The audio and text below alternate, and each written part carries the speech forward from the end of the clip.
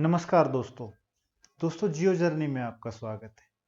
दोस्तों, जैसा कि कल हमने जो लेक्चर किया था, जो कल हमने टॉपिक किया था वो इंटीरियर ऑफ द अर्थ था। और उसके बाद हमने टॉपिक किया था रॉक, पृथ्वी की जो चट्टानें। दोस्तों, हम लोगों ने थोड़े से दिन पहले जियोमॉर्फोलॉजी मतलब भू आकृति विज्ञान की शुरुआत की थी। और भू आकृति विज्ञान की जब शुरुआत की थी तो उसमें मैंने आपको बताया था कि इसका नेचर क्या है, इसका स्कोप क्या है, इसका मीनिंग क्या है। उसके बाद हमने इंटीरियर ऑफ द अर्थ के बारे में किया और फिर हम लोगों ने किया रॉक्स के बारे में, चट्टानों के बारे में। दोस्तों, जो जियोम और भू आकृति विज्ञान है दोस्तों, उसका करने का फायदा क्या है, पढ़ क्यों रहे हैं, इस बात का भी पता है। दोस्तों, उसी प्रोसेस में, उसी कदम दर कदम हम आगे चलते हुए वर्तमान में या आज हम बात करेंगे जियोमॉर्फिक प्रोसेस की। दोस्तों, मैंने कल एक बात बताई थी आपको कि जो भूआकृति विज्ञान है, भूआकृति विज्ञान के अंदर मेनली स्टडी जिस बात की जाती है दोस्तों, वो स्टडी की जाती है हमारी क्रस्ट की, मतलब पृथ्वी की जो सबसे ऊपरी परत है उसकी। और यहाँ पर स्टडी साथ साथ की जाती है जो पृथ्वी की जो अंदर या इंटीरियर है उसकी। बट यहाँ पे जो इंटीरियर ऑफ द अर्थ है उसकी सिर्फ बेसिक स्टडी की जाती है, इसलिए ताकि हम लोगों को पता लग सके कि जो हमारी पृथ्वी है, जो हमारा क्रस्ट है, उसके ऊपर विभिन्नताएं कैसे आती हैं। वैसे जो पृथ्वी का इंटीरियर है, मतलब पृथ्वी का आंतरिक भाग है, उसकी स्टडी हम जियोलॉजी में करते हैं, या जियोलॉजी के जो स्पेशलिस्ट होते हैं, जैसे एमएससी जियोलॉजी होती है, बीएससी जियोलॉजी होती है, इसके अंदर इनकी स्टडी की जाती है। बट आपको पता है geography is a mother of science, तो यहाँ पे हम लोग इसकी स्टडी करते हैं। दोस्तों, इसी में एक मैंने आपको, जब हम लोगों ने जियोमॉर्फोलॉजी शुरू की थी, भूआकृति विज्ञान शुरू किया था, तो मैंने इस टॉपिक के बारे में आपको थोड़ा सा उस दिन अवगत करवाया था। ये जो हमारा टॉपिक है इसके बारे में मैंने थोड़ा सा आपको बताया था कि भूआकृति प्रक्रियाएं क्या होती है। आज उसको और थोड़ा सा गहनता से पढ़ते हैं। अगर आप इसको, ये जो आज का लेक्चर है, इसको आप ध्यान से देखते हैं या पढ़ते हैं तो आपकी जो जियोमॉर्फोलॉजी है, जो भूआकृति विज्ञान है, उसमें आपकी किसी तरह की कोई दिक्कतें नहीं रहेंगी।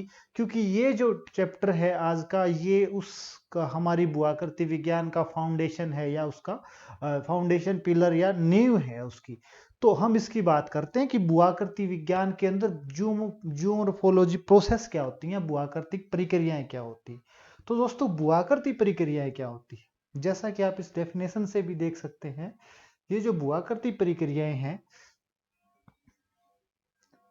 the earth surface is being continuously reshaped by the both internal and the external forces। हम इतने दिनों से, 3-4 दिनों से जो हमने जो पिछले लेक्चर किए, तो उसमें हम लोगों ने देखा ना कि जो हमारी क्रस्ट है उसका रूप बदलता रहता है, उसका रूप परिवर्तित होता रहता है। कभी तो वो कभी तो उसके ऊपर हम लोग बड़े बड़े पर्वत देखते हैं, हिमालय जैसे पर्वत देखते हैं। कभी कहीं पर प्लेटो पठार देखते हैं, और कभी कहीं पर खाइयां देखते हैं हम लोग, ट्रेंचेस देखते हैं। और दोस्तों, कहीं पर हम लोग क्या देखते हैं, प्लेन, मैदान देखते हैं। मैदान देखते हैं ना। तो ये इस प्रकार की जो विभिन्नताएं हैं वो कहां पर हम लोग देखते हैं, महाद्वीपों के ऊपर या फिर महासागरों के अंदर। अब क्या है कि भूआकृति विज्ञान में हम लोग स्टडी किसकी करते हैं। जब हमने भूआकृति विज्ञान की परिभाषा देखी थी तो हमने देखा था कि भूआकृति विज्ञान के अंदर हम स्टडी करते हैं कि कॉन्टिनेंट, महाद्वीपों के ऊपर की, तथा साथ ही साथ जो महासागर है उसकी गहराई की। क्योंकि वहां पर भी जैसे महाद्वीपों के ऊपर उच्चावच है, वैसे ही महासागरों की गहराई के अंदर उच्चावच है। तो इनके जो सम्मिलित अध्ययन, जो इकट्ठा अध्ययन किया जाता है, वो भूआकृति विज्ञान का मेन मुख्य उद्देश्य है। अब ये जो हम लोग लैंड फॉर्म देख रहे हैं, ये जो आकृतियां देख रहे हैं, ये जो विभिन्नताएं देख रहे हैं कि कोई क्षेत्र पूरा पर्वतीय है, कोई क्षेत्र पहाड़ी है। जैसे हमारे जो नॉर्थन हिमालय स्टेट है उसके अंदर सारे पहाड़ हैं, और जब हम साउथन इंडिया के अंदर जाएंगे तो वहां पर सारे के सारे पठार हैं, और जो कोस्टल एरिया है वहां पर मैदान है। और जैसे यूपी, बिहार, हरियाणा, पंजाब, और ये जो एक क्षेत्र है, इस क्षेत्र के अंदर दोस्तों हम लोग मैदान देखते हैं। तो यहाँ पर भिन्नता है ना, ये विभिन्नता का कारण क्या है, उस विभिन्नता का जो पीछे सबसे मेन कौन से फोर्स काम करते हैं, उन फोर्स की स्टडी करना, उन बलों का अध्ययन करना जियोमॉर्फिक प्रोसेस कहलाता है। दोबारा मैं आपको बताता हूं कि है क्या, बिल्कुल सिंपल तरीके से। आप जब भी बाहर निकलते हैं, आप स्कूल, कॉलेज या यूनिवर्सिटी या आप जिस भी क्षेत्र में रहते हैं, या फिर एक क्षेत्र से दूसरे क्षेत्र में कभी ट्रेन से यात्रा करते हैं, या फिर आपकी गाड़ी से या पर्सनल बाइक से या जब यात्रा करते हैं, तो आप देखते हैं कि मतलब एरिया वाइज कुछ स्पेसिफिक करेक्टरिस्टिक होते हैं उस एरिया की, उस एरिया की स्पेसिफिक कलाकृतियां होती है। जैसे कहीं पर्वत देखते हो, कहीं पहाड़ देखते हो, कहीं कहीं पर आप जंगल देखते हो, और कहीं पर आप मरुस्थल देखते हो। तो ये जो आकृतियां बनी हुई है, इनके पीछे की जो प्रक्रियाएं हैं, इनके बनने का जो कारण है, जो प्रक्रियाएं हैं, जो रीजन है, उन सभी का अध्ययन हम जियोमॉर्फिक प्रोसेस के अंदर करते हैं, या उसको जियोमॉर्फिक प्रोसेस बोलते हैं।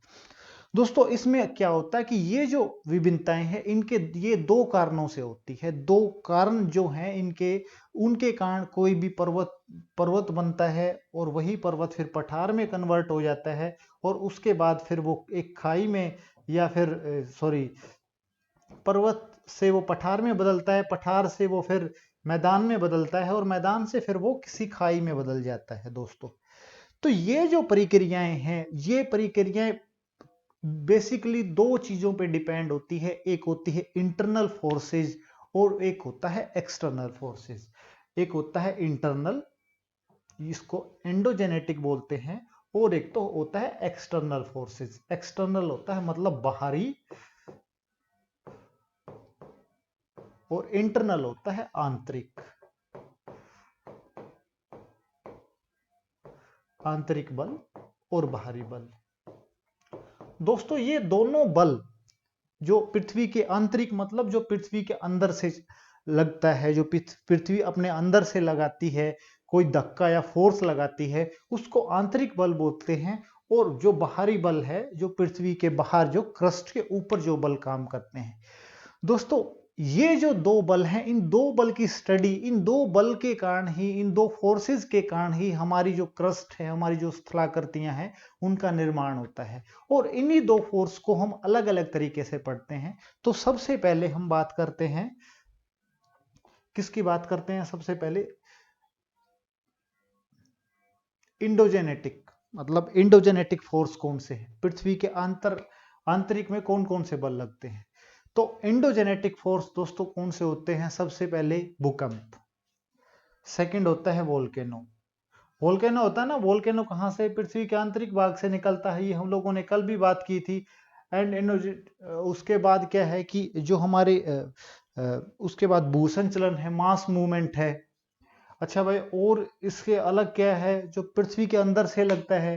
तो पृथ्वी के अंदर से पहले तो भूकंप लगा, अब पृथ्वी के अंदर से ही ज्वालामुखी आया। अब पृथ्वी के ज्वालामुखी के कारण, अब या भूकंप पिछले अंदर वाली जो धक्का है उसके कारण क्या जनरेट हुआ? उसके कारण जनरेट हुआ दोस्तों, मतलब कोई हिमालय, कोई कॉन्टिनेंट बना, या कॉन्टिनेंट के ऊपर फिर अंदर वाले जो पुश हैं, अंदर वाले जो बल हैं, उनकी सहायता से फिर पर्वत या पठार बने। तो इंडोजेनेटिक जो फोर्स हैं दोस्तों, इंडोजेनेटिक फोर्स हमारे कौन कौन से हुए? इंडोजेनेटिक फोर्स में हुए पहले ज्वालामुखी, मतलब पहले वोल्केनो हो गया। क्यों? क्योंकि वोल्केनो जो प्राइमरी है, और सेकंड क्या है?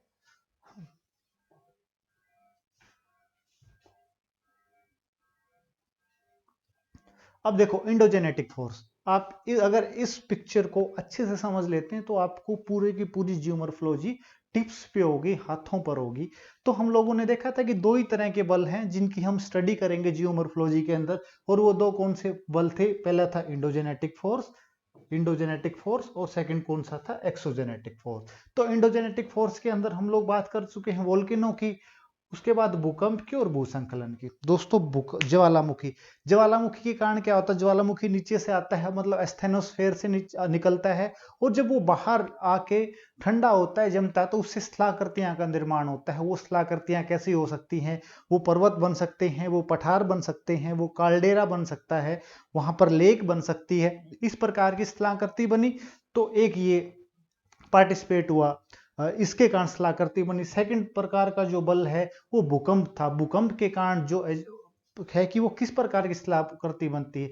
दोस्तों जब भी भूकंप आता है तो आप लोग देखते हो कि उस कंपन के कारण कई जो बड़े पर्वत हैं या जो कोई जैसे मास मूवमेंट होता है या फिर जो दरारें आ जाती हैं या फिर कोई एरिया है वो नीचे मतलब नीचे धंस जाता है, जिससे क्या है कि वहां पर गहरी खाई बन जाती है, गड्ढे बन जाते हैं। तो देखो जो इंडोजेनेटिक फोर्स था उसने भी कहीं ना कहीं एक स्थलाकृति का निर्माण किया, भूकंप ने भी निर्माण किया, ज्वालामुखी ने भी निर्माण किया।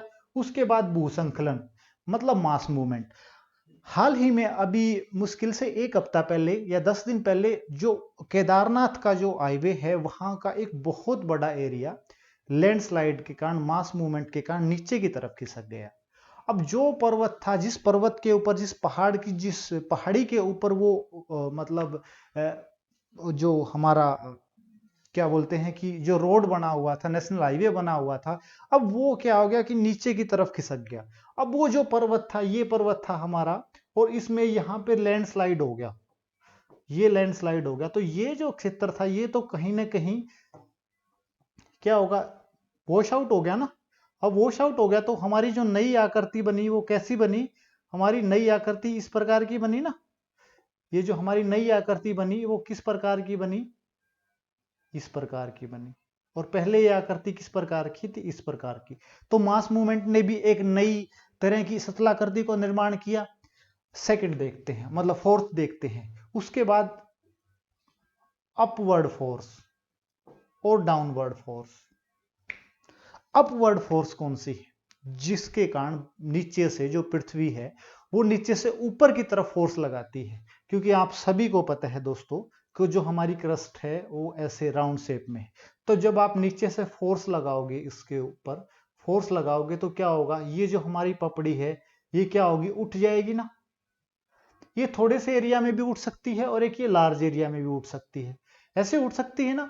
जब ये लार्ज एरिया में उठती है दोस्तों, मतलब बहुत बड़े क्षेत्र में उठती है, तो किसका निर्माण होता है, महाद्वीपों का, महाद्वीपों का निर्माण होता है। और जब वो छोटे से एरिया में उठती है तो दोस्तों किसका निर्माण होता है, पर्वत का। अंदर से फोर्स लगाई, अंदर से पुश किया, मतलब ऐसे ऊपर पुश किया, जैसे भी हम लोग किसी कपड़े को या फिर किसी चीज को जैसे अपलिफ्ट करते हैं, ऊपर उठाते हैं, उसी प्रकार पृथ्वी भी जब अपने ऊपर की जो ऊपर पट्टी है या क्रस्ट है जिसको ऊपर उठाती है तो क्या बन सकता है, जब बड़े एरिया को उठाएगी तो महाद्वीप बन जाएंगे, और जब छोटे एरिया को उठाएगी तो क्या बनेंगे, पर्वत बन जाएंगे। अब क्या है कि ये जो पृथ्वी है, ये जो फोर्स ऊपर की ओर लगा था, वो फोर्स नीचे की ओर भी तो लग सकता है, क्योंकि नेचर है और प्रकृति के जो पृथ्वी है उसके अंतर्गत विभिन्न तरह की घटनाएं घटती रहती हैं। आप लोगों ने देखा था कि इसके अंदर जो सेल है, जो रॉक्स हैं, कल हम जब रॉक्स पढ़ा था, चट्टाने पढ़ा था, उनके बारे में हम लोगों ने देखा था कि ना इनके अंदर रेडियो एक्टिव तत्व होते हैं, मतलब परमाणु तत्व हैं जो बीच में केमिकल चेंज के कारण मेटामॉर्फिक, जब हम लोगों ने रॉक पढ़ी थी तो यहाँ पर क्या है कि ये टूटते रहते हैं। जब ये टूटते रहते हैं तो ये चट्टाने भी क्या है, टूटती रहती हैं, टूटती रहती है ना। तो अब ये देखो, एक देखो अब जेनेटिक फोर्स तो हम लोगों ने देख लिया था, अब देखते हैं हम लोग मतलब नीचे की तरफ, मतलब डाउनवर्ड फोर्स कैसे लगता है। सीधा सा हिसाब देखते हैं। आप देखते हैं ये क्रस्ट थी हमारी, क्रस्ट के 2 पार्ट थे, और आपको पता है कि इसके अंदर भी क्या है, इसके अंदर भी चट्टाने हैं और इसके अंदर भी चट्टाने हैं। तो ये जो लोअर क्रस्ट है हमारी, जो लोअर क्रस्ट है, इसमें जो चट्टाने हैं, ये देख लेते हैं कि ये सबसे जो नीचे वाली चट्टाने हैं, क्रस्ट के जो निचले भाग की चट्टाने हैं, ये मान लेते हैं कि हम लोग इसके अंदर रेडियो एक्टिव तत्व थे। क्या थे दोस्तों, इसके अंदर रेडियो एक्टिव तत्व थे, ये रेडियो एक्टिव तत्व थे।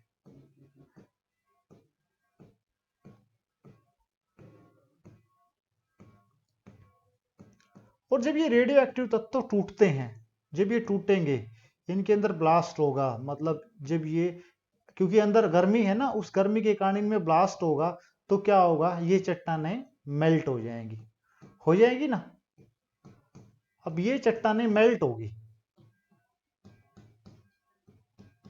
अब ये चट्टानें मेल्ट होगी तो इसके ऊपर जितनी भी चट्टानें थी, इसके ऊपर जितनी भी चट्टानें थी, मतलब ये जो चट्टानें थी इसके ऊपर वाली, ये वाली, ये वाली, ये वाली, ये वाली, ये वाली, ये वाली, ये वाली, ये क्या होगी, इनके मेल्ट होने के बाद ये नीचे की तरफ आ जाएंगी, नीचे की तरफ आ जाएंगी ना, ये नीचे की तरफ आ जाएगी, तो ये भी नीचे की तरफ आएंगी, और फिर ये जो हमारी क्रस्ट है, जो हमारा ऊपरी सिरा है, वो भी नीचे की तरफ आ जाएगा ना। और जब नीचे की तरफ आएगा तो हम लोगों ने देखा था कि नीचे की तरफ आता तो दो चीजों का निर्माण होगा। जब नीचे आएगा तो वहां पर गड्ढा बन जाएगा, और गड्ढा बन जाएगा, जब छोटे एरिया में गड्ढा बनता है तो क्या बनती है, खाई। और जब बड़े एरिया में गड्ढा बनता है तो उससे क्या बनते हैं, हमारे समुद्र बनते हैं। ठीक है दोस्तों, आप लोगों को पता लगा कि जब ऊपर उठते हैं, बड़ा एरिया उठता है तो महाद्वीपों का निर्माण होता है, जब छोटा एरिया उठता है तो पर्वत का निर्माण होता है। जब बड़ा एरिया नीचे की तरफ धंसता है, नीचे की तरफ बैठता है, तो वहां पर महासागरों का निर्माण होता है। जब छोटा एरिया नीचे की तरफ धंसता है तो उससे क्या होता है कि हमारी घाटियों का निर्माण होता है।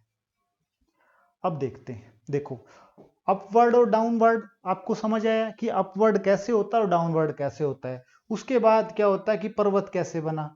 अब ये देखा कि डाउनवर्ड के कारण क्या क्या बन सकता है, डाउनवर्ड के साथ क्या क्या बन सकता है, मतलब भाई महासागर बन सकते हैं हमारे, और क्या बन सकते हैं, खाइयां बन सकती हैं।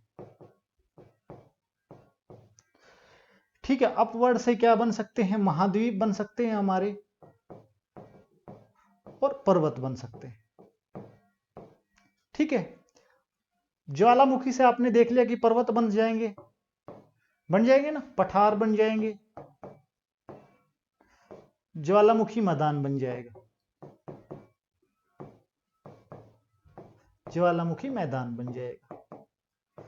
उसके बाद भूकंप से भी आप लोगों ने देखा कि मैदान बन जाएगा, या फिर भूकंप से क्या होगा, नीचे के मतलब कोई बड़ी पहाड़ी है वो ऊपर से टूट जाती है, उसका ऊपरी पार्ट है वो धंस जाता है, तो वो पहाड़ी क्या छोटी पहाड़ी में बदल जाएगी।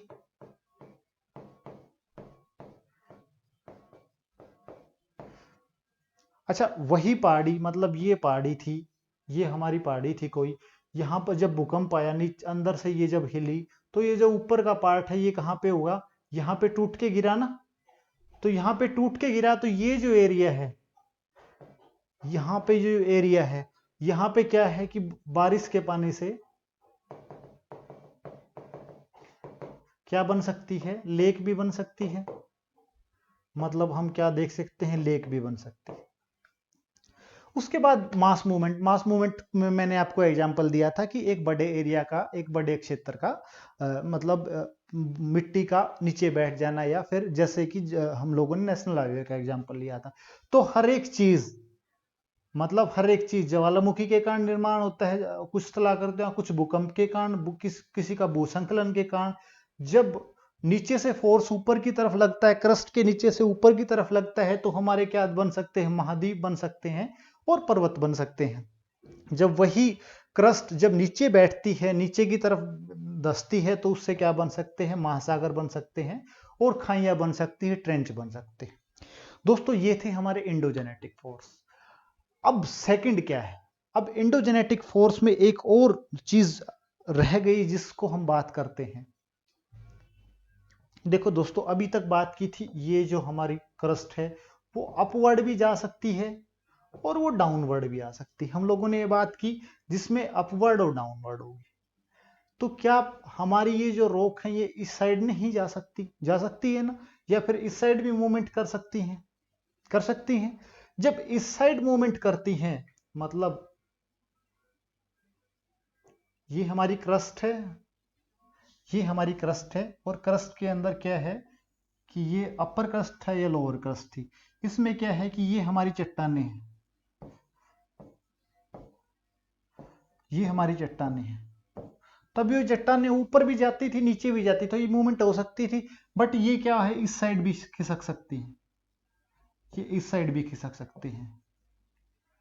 ठीक है, और क्या होगा, एक सेकंड,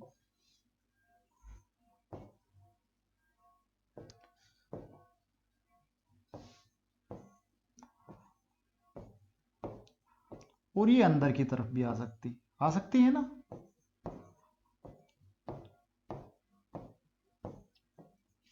मतलब एक दूसरे के नजदीक भी आ सकती है और एक दूसरे से दूर भी जा सकती है।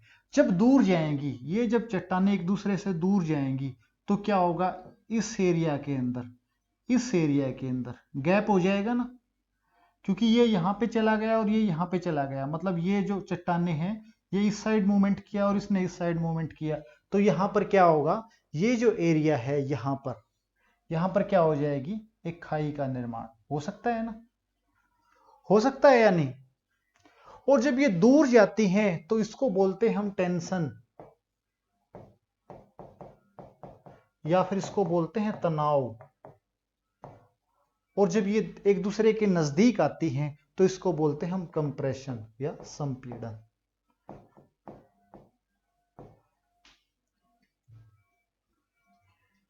ठीक है दोस्तों, जब नजदीक आती हैं तो उसको बोलते हैं हम संपीड़न, कंप्रेस करना। कंप्रेस करना मतलब दबाना, एक दूसरे के नजदीक आना, और टेंशन एक दूसरे से दूर जाना। जब दूर जाएंगे तो क्या होगा, यहां पर एक स्थलाकृति का निर्माण होगा। क्या होगा कि एक खाई हो जाएगी ना। और जब ये दूर जाएंगे, जब ये नजदीक आएंगे, जब ये नजदीक आएंगे पर्वत, जो चट्टानें हैं, तो क्या होगा, ये जो बीच का एरिया है, ये वाला एरिया है, जब ये नजदीक आएंगी तो क्या होगा, ये ऊपर उठ जाएगा, ऊपर उठ जाएगा ना। तो क्या बन सकते हैं यहां पर, पर्वत,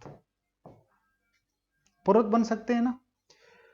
तो क्या हुआ, इंडोजेनेटिक फोर्स के अंदर हम लोगों ने देखा था कि कितने प्रकार की स्थलाकृतियां बन सकती है। दोस्तों ये इंडोजेनेटिक फोर्स थे, जिसके कारण हमारी जो क्रस्ट है उसके ऊपर स्थलाकृति बन सकती है। सेकंड दोस्तों हम देखते हैं एक्सोजेनेटिक फोर्स। क्या है एक्सोजेनेटिक फोर्स। दोस्तों एक्सोजेनेटिक फोर्स वो होते हैं जो हमारी क्रस्ट जो पृथ्वी की जो सबसे ऊपरी पट्टी है, उस ऊपर वाली पट्टी के ऊपर मूवमेंट करते हैं। उस ऊपर वाली पट्टी के ऊपर जो पर्वत हैं उनको फ्लैट करते हैं, उनको मैदान में कन्वर्ट करते हैं। जो ये पर्वत हैं, इसके ऊपर हवा चलेगी, यहाँ पर हवा चलेगी और यहाँ पर फिर बारिश होगी, तो क्या होगा, इस चीज का अपर्दन होगा और ये यहाँ पर जमना शुरू हो जाएगा और धीरे धीरे धीरे धीरे धीरे ये मैदान में बदल जाएगा ना। यहां पर से ये यहां पर से ये यहां पर, तो ये क्या है, एयर या विंड या फिर वायु। ठीक है, और ये क्या है, जल। ठीक है, जल से क्या बनती हैं, नदियां। ठीक है, आपने देखा होगा कि पर्वतों के ऊपर हिम भी होती है। हिम मतलब जो बर्फ होती है, या फिर हिम ग्लेशियर बोलते हैं जिसको, ग्लेशियर होते हैं ना। इन ग्लेशियरों के कारण भी अपर्दन वगैरह, या फिर जो ये पर्वत हैं, ये जो पर्वत हैं वो टूटते रहते हैं और टूट के अपर्दित होते रहते हैं। ये वाले जो एरिया है यहाँ पर चले जाएंगे और फिर ये यहाँ पर, और फिर ये धीरे धीरे धीरे धीरे एक मैदान में कन्वर्ट हो जाएगा। ये क्या होगा, ये बाह्य एजेंट है, मतलब बाहरी फोर्स है। और इन बाहरी फोर्स को एनर्जी कहां से मिलती है दोस्तों, जैसे इंटरनल फोर्स, जो पृथ्वी की आंतरिक जो फोर्स है, जो अंदर लगने वाली जो क्या बोलते हैं कि बल हैं। आपको पता है कि बल के लिए ऊर्जा की जरूरत पड़ती है। तो आप लोगों ने देखा होगा, जब हम लोगों ने इंटरनल ऑफ द अर्थ पढ़ा था, पृथ्वी का आंतरिक संरचना पढ़ी थी, तो हम लोगों ने देखा था कि जो पृथ्वी की आंतरिक संरचना है, पृथ्वी के अंदर क्या है कि जेट स्ट्रीम चलती रहती हैं। किसकी, लोहे की जेट स्ट्रीम और निकल की जेट स्ट्रीम चलती रहती है। सेकंड, आपने लोगों ने देखा था कि जो इसके अंदर परमाणु स्ट्रक्चर है, जो उनके अंदर रेडियो एक्टिव तत्व हैं, उनके कारण भी पृथ्वी का जो आंतरिक भाग है उसमें एनर्जी बनती रहती है, एनर्जी कंज्यूम होती रहती है। थर्ड, जो मैं आपको बात बताता हूं, जब पृथ्वी का निर्माण हुआ, तो जब वो निर्माण वो बहुत की जो प्रोसेस थी वो बहुत स्लो थी। जब वो धीरे धीरे धीरे धीरे निर्माण होना शुरू हुआ, तो जो भी कण एक दूसरे के नजदीक आए, जब पृथ्वी बननी शुरू हुई, ये कण, बहुत सारे कण मिलना शुरू हुए और एक ये बड़ा कण बना। अब ये छोटे छोटे कण जो मिले, कणों के कारण धीरे धीरे एक बड़ा और बड़े, उससे बड़ा और फिर उससे बड़ा ऐसा कुछ मिला। तो दोस्तों हर एक जो कण था, हर एक जो एक मोलिक्यूल था, उसके अंदर एनर्जी थी और जब बहुत सारी एनर्जी इकट्ठी हुई तो वो क्या होगी, यहाँ पर पृथ्वी के आंतरिक भाग में और ज्यादा एनर्जी इकट्ठी होगी। तो इन 3-4 तरह से जो एनर्जी है, उसके बाद एक और आपने देखा था कि जो पृथ्वी का एस्थेनोस्फेयर है वहां पर ज्वालामुखी है। वो क्या है, ज्वालामुखी है कि मेल्टेड वहां पर रॉक्स हैं, जो चट्टाने हैं वो पिघली हुई अवस्था में है। और दोस्तों आपने देखा कि जो पिघली अवस्था है मतलब वहां पे कहीं ना कहीं आग है, एनर्जी है। वो एनर्जी है तो वो भी उसके अंदर प्रेशर करती रहती है, धक्के लगाती रहती है दोस्तों। और देखो कि पृथ्वी के अंदर आपको पता है कि जैसे ही हमारी ये जो हम लोगों ने देखा था कि ये जो हमारी क्रस्ट है और ये जो मेटल है, हम लोगों ने देखा था ना कि यहाँ पर चट्टाने हैं, तो आप लोगों ने देखा होगा कि यहाँ पर पानी भी है, ग्राउंड वाटर है ना। जब ग्राउंड वाटर मतलब किसी मैग्मा और लावा के जब कांटेक्ट में आता है तो इसमें क्या हो जाती है, ये वाष्प में कन्वर्ट हो जाता है। और जब ये वाष्प में कन्वर्ट होता है तो इसके अंदर एक लेटेंट हीट, गुप्त उष्मा के कारण भी दोस्तों ये जो हमारी पृथ्वी है उसके आंतरिक भाग में बल लगते रहते हैं। आपको समझ आया? अभी तक हम लोगों ने बात किया कि पृथ्वी के आंतरिक जो संरचना है, उस संरचना के कारण क्या क्या, कौन सा बल लगता है, आंतरिक बल के कारण हम लोगों ने बात किए। उसके बाद ये देखा कि आंतरिक जो इंटरनल फोर्स है उसके कारण क्या क्या लैंडफॉर्म बन सकते हैं। उसके बाद नेक्स्ट दोस्तों हमने बात किया एक्सोजेनेटिक फोर्स। और एक्सोजेनेटिक फोर्स में क्या देखा कि जो पर्वत निर्माण है, जो पर्वत वगैरह है, ये पर्वत धीरे धीरे एक मैदान में या प्लेन में